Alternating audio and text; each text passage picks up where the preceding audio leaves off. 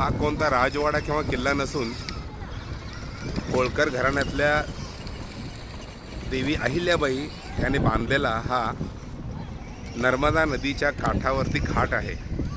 आपण घाट अनेक ठिकाणी बघतो, पण हा घाट अतुलनीय आणि शौर्याने क्रांतिकारक असलेल्या ह्या नर्मदेच्या काठावर बांधलेला घाट आहे। नर्मदेची रुंदी साधारण 1 किलोमीटर आहे आणि ह्या प्रचंड मोठ्या नदीच्या बाजूला अहिल्यादेवी होळकर, राणी अहिल्यादेवी होळकर यांनी हा मोठा घाट बांधलेला आहे। माझ्या माहितीप्रमाणे घाट बांधण्याची परंपरा अहिल्यादेवीने सुरू केलेली आहे। महेश्वरी हे राजधानी शहर असलेल्या या नदीच्या किनारी हा मोठा घाट बांधलेला आहे। हा घाट जणू पर्यटनाचे केंद्रबिंदू म्हणून या दृष्टीने बघायला हरकत नाही। याच बाजूला माझ्या उजव्या बाजूला काशी विश्वनाथाचं मंदिर आहे आणि महेश्वरी मंदिर या बाजूला दिसतंय। राणी अहिल्यादेवीचं कर्तृत्व आणि कार्य हे अजरामर राहण्याचं एक भलं मोठं उदाहरण म्हणजे या ठिकाणी बांधलेला हा नर्मदेच्या नदीकाठीचा घाट।